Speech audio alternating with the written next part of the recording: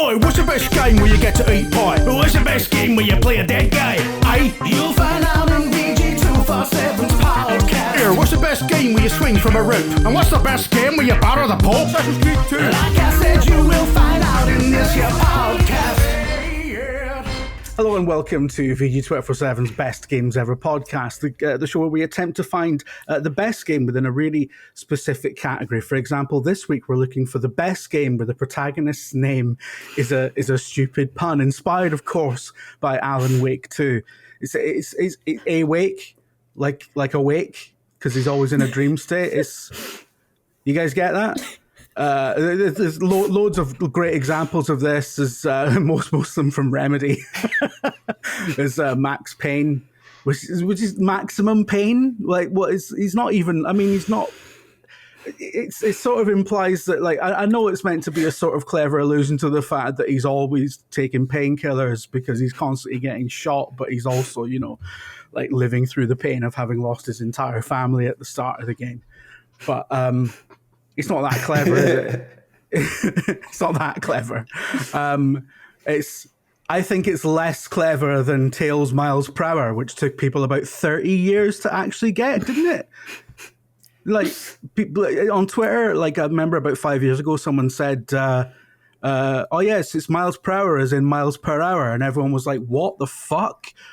I didn't clock that before. People who played Sonic the Hedgehog 2 when they were literally like 9 years old when it came out, who were now in their 30s, being like, this is like a really obvious pun about speed in a child's game about speed, and I didn't get it until someone pointed it out to me as an adult.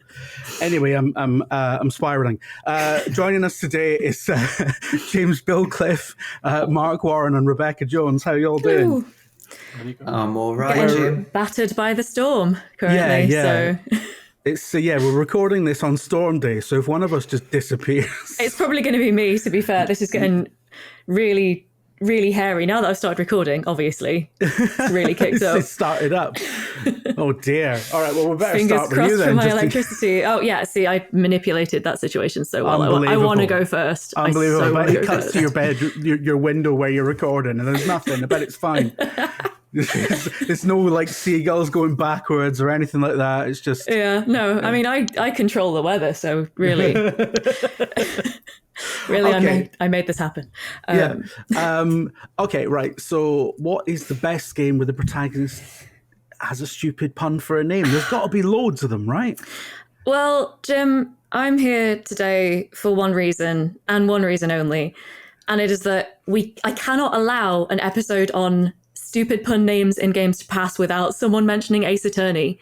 I have to make sure it happens. Yeah. So it has to be me. And like, yeah, the reason I wanted to go first was I was like, surely we've all picked Ace Attorney. Probably. Hopefully we haven't. But I was like, just in case we have, it's like, so if you type punny name into TV tropes, which is the source of all of my pop cultural knowledge, it is an Ace Attorney character that pops up on literally Ace Attorney's picture is next to stupid pun names in what is the closest thing to a dictionary we have for tropes. So I'm like, it's gotta be this, surely.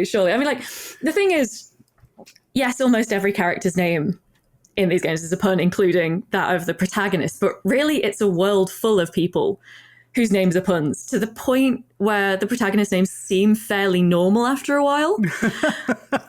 Everyone's name is, it's rarer to find someone whose name isn't a pun, and when their name isn't a pun, you're like, well, there's something about them. Oh, that's like a clue.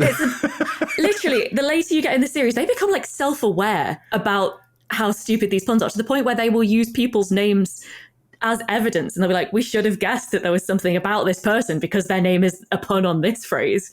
Yeah. Like, it's just a mad world. So the one that's come up from TV tropes is the bomb disposal expert Ted Tonate. And that's the level we're working on with Ace Attorney. Okay. Particularly the English translation, although I'm given to understand that in Japanese most of the names are puns. Perhaps slightly less on the nose than things like the tour guide called I'll Be Your Guide. Like, I'll be your guide. But I love that already. That's the vast great. majority of the people that they meet in these games have names that are just a really, really stupid pun. I love it.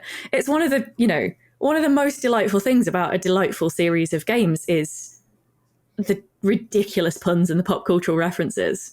So yeah, someone had to come in and say it. What are the protagonist names again? So you got Phoenix right, because he's always right in the end. And it gets punned on in the games. People call him Phoenix Wrong. Phoenix Wrong then became a web series that is like a spoof of Phoenix Right, I think. Yeah. Okay. Yeah, and then there's like Miles Edgeworth is the other protagonist, and that's like it's supposed to be something on like the blade of a sword, the edge of a sword, but I'm like, to be honest, that's a little bit high and conceptual compared to the I imagine those two probably work better in Japanese, perhaps. Maybe they do, although I believe in Japanese, at least for Phoenix Wright, his last name is Naruhodo, which is, I think, I see. So it's sort of a very light pun on the idea of like perceiving the truth. Whereas like actually Phoenix Wright, probably a bit more direct. Yeah. He's always right. So much classier, isn't it? We go, well, he's always right, isn't he? As opposed to... Indeed. Yeah. Okay. So the bulk of the stupid puns come from the supporting cast, I guess. Yeah, that's true. Have you got like a list of? I know you've run through a few, but have you got like a list of favorites? Oh, I've got a list here. I've got a list open. Someone has very, very carefully collated all of them. Although this list is 9 years old, so the most recent 3 games are not represented, sadly. I don't know. I like some of the really kind of like dumb ones from the first game. The first game is the one that I've played the most. So I guess that's the one that always sticks out in my mind. And there's like Wendy Oldbag. I love her. It's just a windy old bag. She talks too much. My other favorite, and it's not even like that good a pun, but I like Penny Nichols because she's like, the idea is that she's like a collector, and so you're meant to think of like, like a coin collector. Oh, okay. But I like the name Penny Nichols because she's like a broke. She's like an assistant at a film studio, so she's not getting paid a lot, but she loves to collect like merch, like same. Yeah. And I'm like, I don't know. She's a great character as well, but I just really resonate with that. It's like Penny Nichols. She's got no money, but she's somehow finding money for all these like Pokemon cards or whatever that she wants. Like, same. Yeah. Oh my god, there's so many of them. I'm just skimming down the list to find all of the really like anyone called Murderer or something. Oh, there's Shelley the Killer. Guess what he did? Shelley the Killer. Oh my god, there's so many ridiculous ones. It's Luke at me, the attention-seeking detective. Unbelievable. Like, it's just a world of ridiculous pun names. I can't. I like the idea that in just knowing sort of watching anime and stuff and reading like a lot of translation notes for that kind of thing. I think the way the Japanese language, I mean, I'm not like, I don't know anything about languages. I don't have a languages brain, but as I understand it, like the way the Japanese language works, it's a lot kind of, the way puns work in Japanese, it just is fundamentally different. And you've got kind of like, you've got sounds that sound the same in different words and stuff like that. And concepts that kind of carry over between different things. So like the puns are often sort of like when they're explained to you, like, oh, okay, that's really clever, that sounds really clever, and it's subtle, or it's like, or it requires a sort of deep cultural context that we just wouldn't really have over here, and then it gets and it goes through the sort of the idiot sort of Western machine and comes out as like this nonsense. So I love that. I love that it's not only are they stupid puns, but they're kind of like a pulverization of probably quite elegant and witty puns that exist quite possibly. But I think the Ace Attorney localization teams are really well regarded for a reason. Of course, and the decision to just go full on, like, we're just going to do dumb puns, like we're going to hit you with them. I just remembered another Celeste Impacts because she's dead before the start of the game, so rest in peace. Amazing. It's so bad, but I love it. Can't get enough of it. Okay. So any particular Ace Attorney game? The first one, I guess? Yeah, sure. Let's go with the first one. It's good clean puns. Throughout. Salmonella, the creepy guy. He's like just a bit, salmonella. Yeah. I mean, that's just a word. That's like, I love that. Okay.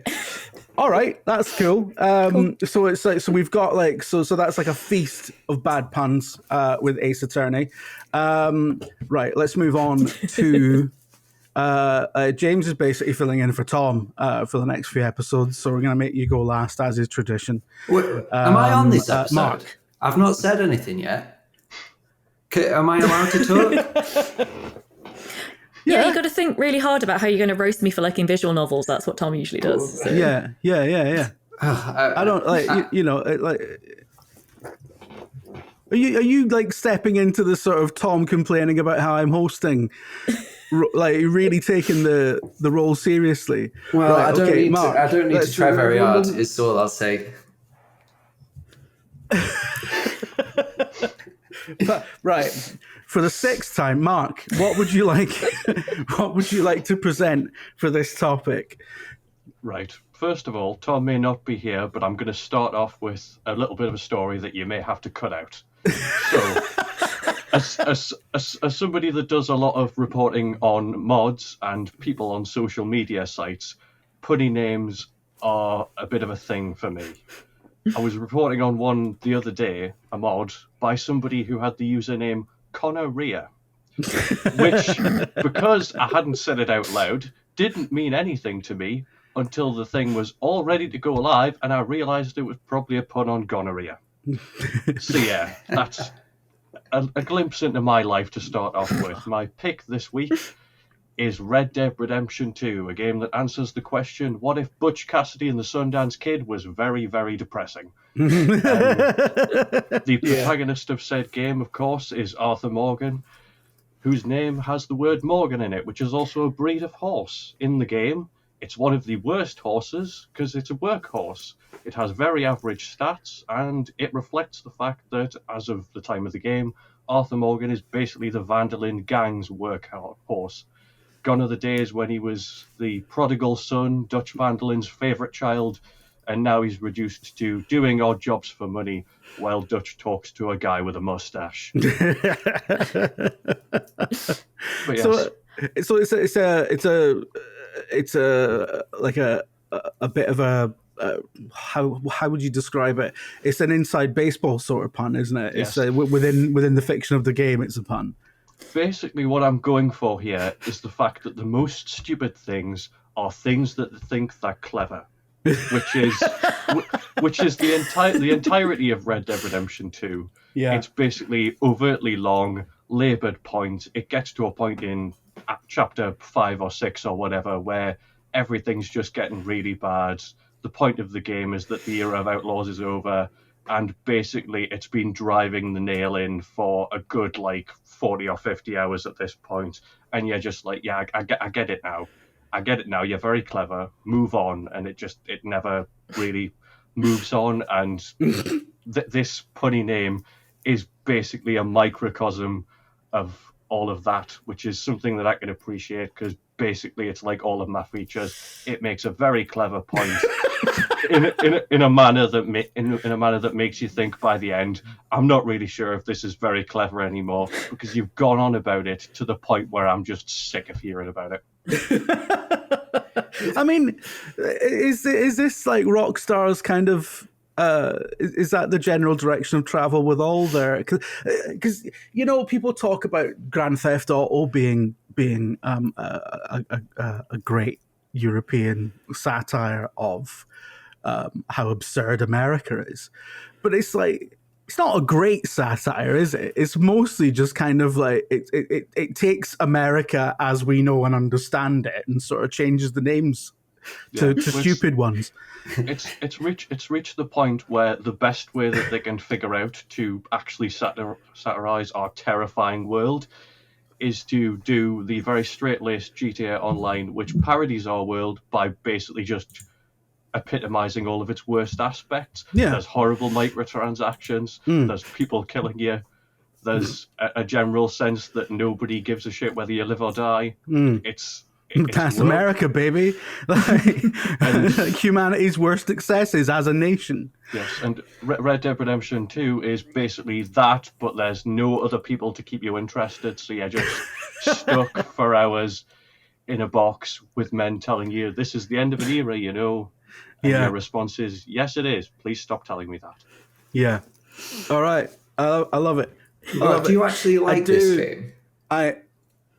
Do you actually like Red Dead? Because I've heard this take a couple of times now that Red Dead Redemption 2 is bad, actually, and it offends me quite a lot because it is a great game. What you're not taking into account is that I love very bad things. I've spent about 100 hours playing Starfield so far. I hate it. It's so impersonal and lacking in personality that I can't even begin to describe it. But yes, I love bad things, and I love Red Dead Redemption 2 in the worst way. I don't think it's quite what James was looking for there, but it's a good answer. Mark, I respect the hell out of that position. I also love bad things. Like, I'm so glad that we are on the same wavelength for this. But I would like to just throw in a little. I still think this is too clever. Like, I was quite impressed with the Morgan pun once you explained it. Whereas, just to bring us back to my pick, the protagonist's best friend is called Larry Butts because he smells like a butt. So, if you want a stupid pun, like, you make a great case for Rockstar's puns being... Is that a pun, or is that just sort of nominative determinism? He's just called Butt. Called Butts, B-U-T-Z, which could plausibly be a surname. Yeah. Okay. All right. So, okay. Yeah. All right. All right. I'll allow it. All right. Okay. So I love the idea that Red Dead Redemption 2 sort of occupies a bit. Like, I don't think there's.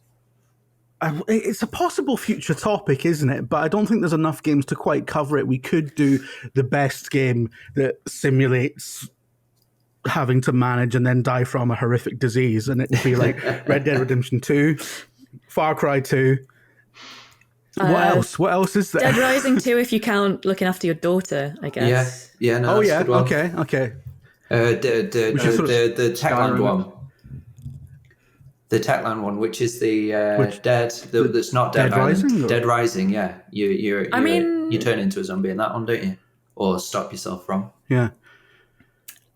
Technically, I guess Baldur's Gate 3 as well. It's actually quite topical. Quite topical. So I'd like to pick that I love one. it. We've just done a little mini episode there, a little bonus one for you. You'll have to do a point for that later as well. All right, well, Rebecca's got a point for that because Baldur's Gate 3 wins I just said I picked it, Jim.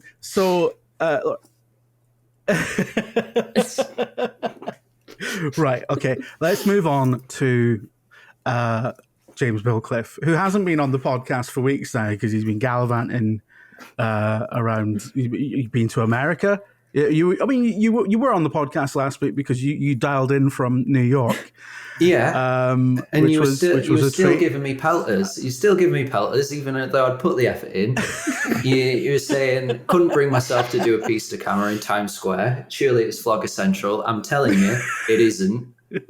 Because I don't know if you've been to Times Square recently, but as soon as you take any piece of audiovisual equipment above kind of waist height, there is a Honduran lady dressed as Elsa from Frozen, and she is getting in that shot, whether you like it or not.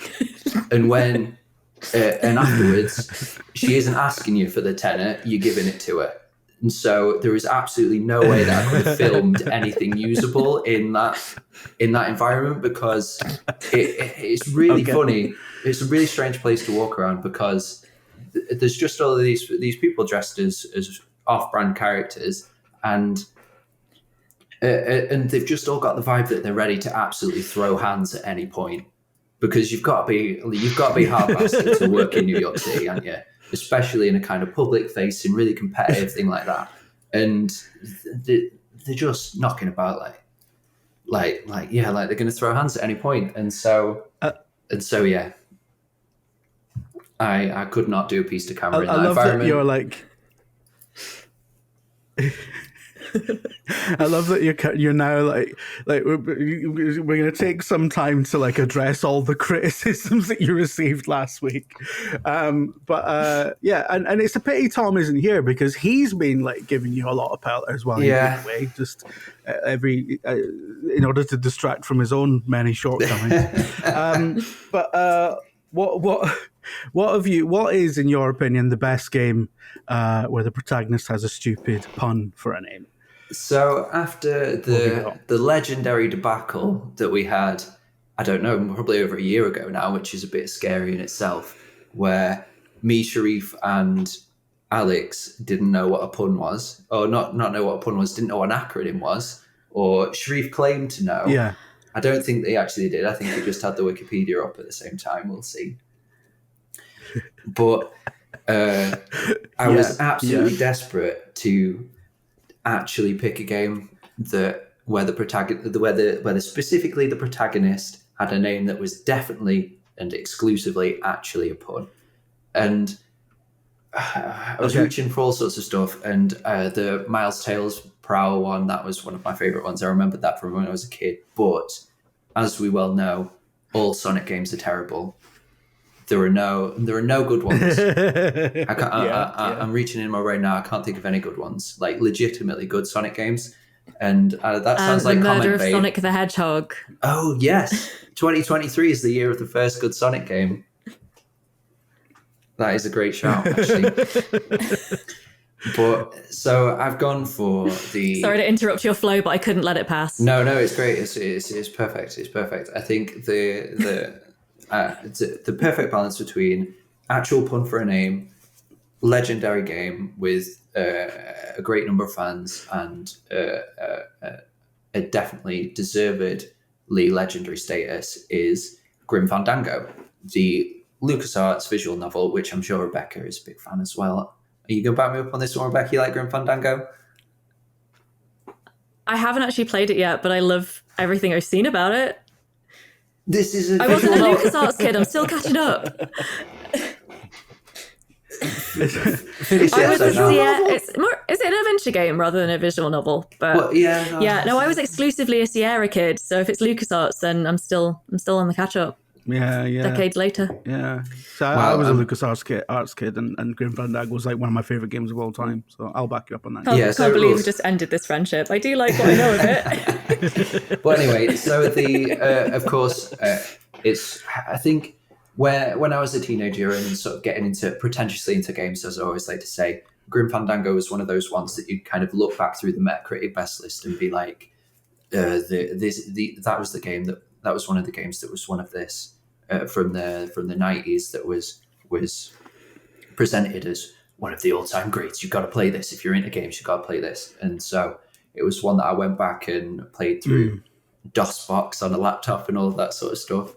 And it's obviously a lot more accessible now because of the remaster, but it follows Manny Calavera. Yeah. And so Calavera in Spanish is skull or skull and crossbones or Jolly Roger, like the pirate flag or whatever. And he is a sentient skeleton who ferries dead people from the land of the living to the afterlife. And it's all this kind of cerebral, funny, silly adventure game where you are basically uncovering this underworld plot,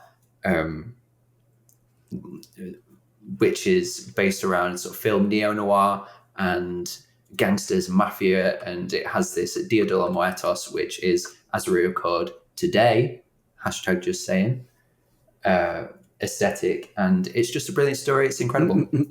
It's fantastic and really emblematic of the time, and it is. Yeah. And it's a brilliant pun. It's really dumb and clever at the same time. Yeah. I'm not surprised that it comes up or you remember it coming up often as being like, like on lists of this is one of the games that you have to play if you have any love for this medium at all, because it is one of the greats. It's probably, I mean, the kind of stuff that it deals with, because it's as you say, it's set in the afterlife, and it's got this kind of two worlds thing going on, where in the first act of the game you do go into the world of the living to kind of do some grim reaping, and the way the world of the living is presented is like it's really warped, and it's terrifyingly sort of like, and you imagine that, like, if you are, if you are someone who lives in the afterlife, which obviously doesn't exist, but like if you did live in some plane beyond this realm, then your perception of this realm would surely change. It's just an idea that makes perfect sense. It plays a lot with these ideas, and it's really smart and really clever. It's one of the most it's a really kind of relatively early example of games as like proper narrative powerhouses. It's great. So it has I'll back you up, James. It is good. It has a funny. It's not a visual novel, though. I don't know. No, it's not a visual novel. That was just that was the lights and the camera on me making me misspeak. Obviously, it's an adventure game. Obviously, that's the proper genre that it is. But I think it's also the only game that I know of where one of the puzzles is predicated on knowing who Robert Frost is, the American poet, and I think that's just. Again, emblematic of the time that it was released, where it was a funny mixture between games being perceived as specifically for children, but also having these more like narratively crafted games, like you say, that it was a seriously and smartly conceived and directed experience that was meant to just tell a brilliant story, and it was completely successful in doing that, and it is rightly revered as one of the best games because of that, because also it didn't really have that grounding of other stuff to build from. It was taking in inspirations from poetry, from novels, from films, from TV, and all of that sort of stuff to create something that was interactive and interesting and different within the time that it was released, and which you can kind of see those aspects in all of in the other two games that we've been presented today. That you wouldn't have visual novels without adventure games, because they're almost they're almost visual novels or almost adventure games without the bits that people don't like, the esoteric puzzles and stuff. They're very closely related as genres, And then the pretense. Are you going to say they're adventure games without the budget or production values? Yeah, I suppose. But then I don't think you would also have Rockstar games, because the like I say, there's a certain amount of pretense in the adventure genre too, and Rockstar is all pretense, based on like Mark says, the mechanics that are deliberately bad. Like you think of the city of Saint Denis in Red Dead Redemption 2, where it is deliberately annoying to kind of to try and give the impression of Arthur Morgan being this kind of wild man that finds the city strange and rage-inducing. That he's always bumping into people, and everybody's saying, "What are you doing this for?" And the cops are always on you, and he's just like, "Oh, what's happening? I hate this place. I've got to get out of here." And that's a really interesting example of something being deliberately bad or annoying to get across a narrative point. And I think that is a direct line to adventure games, where they were esoteric and weird, to put you in the shoes of a protagonist who is in a strange and weird scenario. Drink my root beer. Bloody hell. That's proper fucking criticism going on. We're not used to that on this podcast. Right, okay. So right, I have to pick something now. So we all have to listen to that fucking theme tune. Yes. Which I have not heard this yet. I'm going to despise. Oh, you got to play it for James then. Yeah. Oh, yeah. James is definitely going to be sick of it by the end of today, because he's going to hear it 3 times. Right. By popular demand, then, genuinely, people, if it's not in, there was one episode where it wasn't in, and people kicked right off. Like, where was the gym theme? Somebody asked for the gym theme in a video that wasn't even a podcast. They're like, "Where's the gym theme?" I'm like, "Well, it's a fucking preview for like Avatar or whatever." Like, what are you on about? Anyway, all right, okay. My sincere, heartfelt apologies.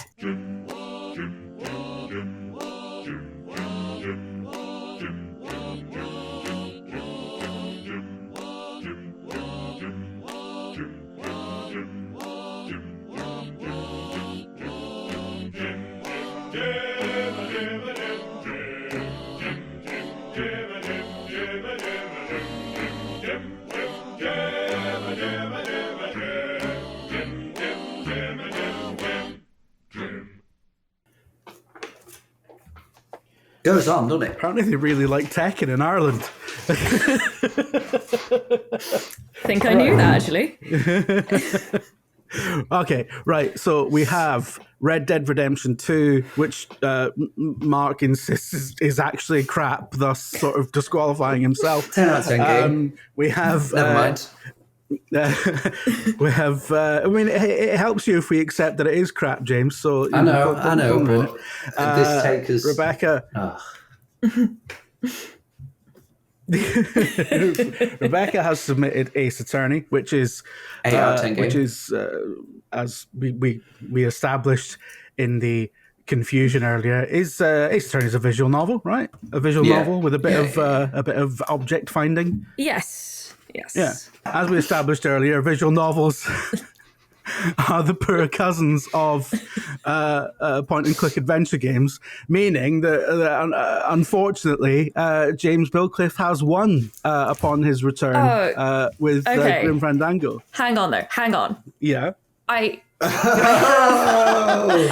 an objection to make. Were you hoping to not be picked so you could pull that out? Oh yeah, amazing. It's been on my lap the entire time. My wires are everywhere to try and accommodate this. Oh, but no, genuinely though, you made James made such a beautiful and eloquent and compelling case for how great this game that I still really need to play is. But it was a clever pun. That is my genuine objection.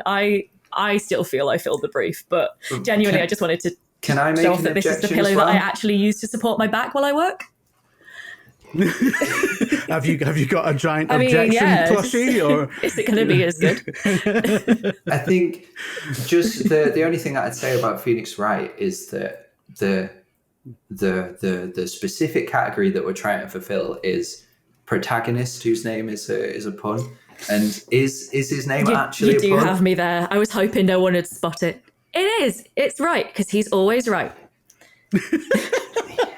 I would argue that just having the Spanish for skull be the name of a guy who is a skull is even more on the nose. I mean, it's fair. I was hoping that no one would pull me up on the fact that the protagonists don't have the punniest names in these games. I was really hoping that would fly under the radar. No, it was very well deserved win from James. Honestly, I feel like I think Manny Calavera just ticks all of those boxes. It's actually fairly stupid. I mean, Mark even said earlier that the stupidest things are things that think they're clever, and I think somebody thought they were clever by going, it's the Spanish for skull. And this is basically a point and click adventure game about the Mexican Day of the Dead. So obviously it's the Spanish for skull. It's fairly stupid, but it works. So all right, Grim Fandango is the best game where the protagonist name is God, this is a mouthful, this topic, isn't it? The best game ever where the protagonist's name is a stupid pun. So Grim Fandango is better than Alan Wake, Alan Wake 2, Max Payne. It's better than all the Sonic games. And Mark's got an objection. Have you got an objection? I'm just wondering, do I get half a point if my argument wins it for somebody else? Unfortunately not, because otherwise we'd have to retroactively give Tom about 16 points, I think. So nobody wants that. I think we can do that. I don't want to give Tom the satisfaction of that. Christ, he's already been insufferable about this episode that he isn't even on. So, okay, right. Thank you very much for listening. Thank you very much to my wonderful panel for playing. What a great episode. What a great topic. And James, I'll try and introduce you better on the next one.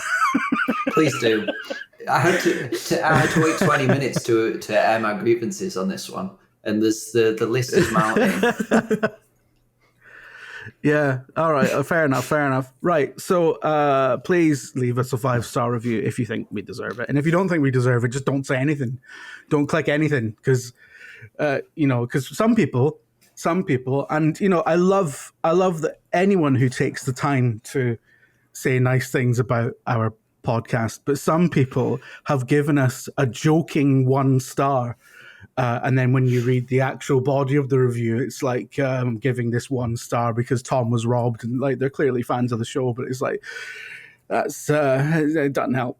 It doesn't help. It's people just look at the star and go 1 star from one guy in Portsmouth. I mean, that's clearly crap then.